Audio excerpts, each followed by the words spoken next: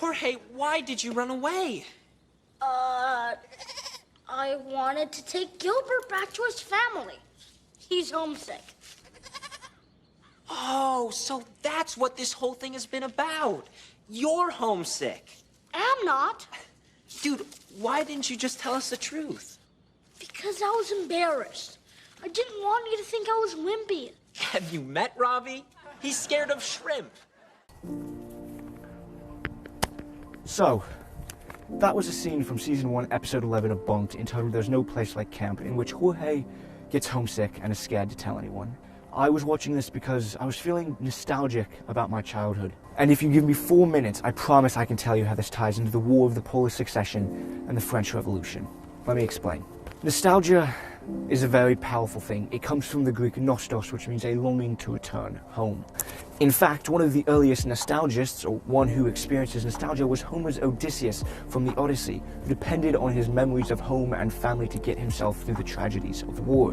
In the Odyssey, Homer cites that Odysseus used nostalgia as a way to cope with the war and use it as a medicine to get him through it.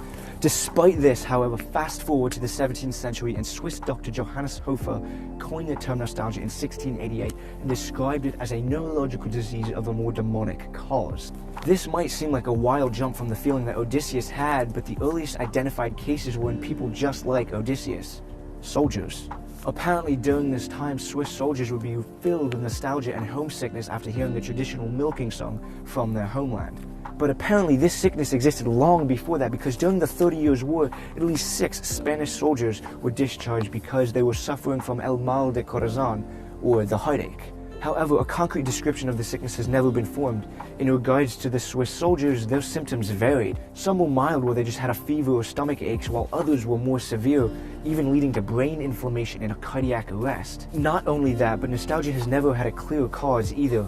Throughout the 17th and the 18th century, it was the most studied sickness in all of Europe. Was it psychological, physiological? What was it? The debate was endless. And as far as treatment, well, it varied.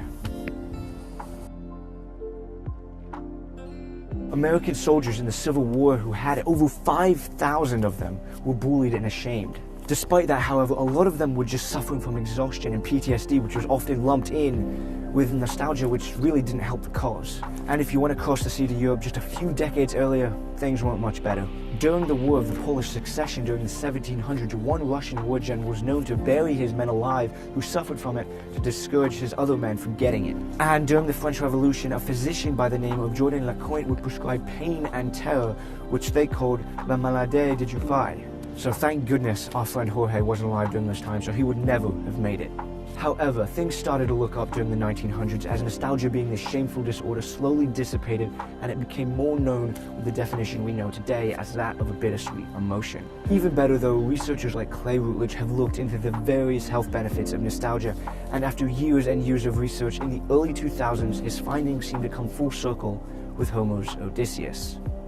He suggested that it's a neurological defense system useful for combating bouts of depression and serious feelings of hardship, just like how Odysseus did in his times of war. According to researchers as well, those who are experiencing nostalgia tend to be more likely to reach out to strangers, strengthen bonds with loved ones, and engage in acts of altruism. So, if you're ever feeling nostalgic about something, share it with someone.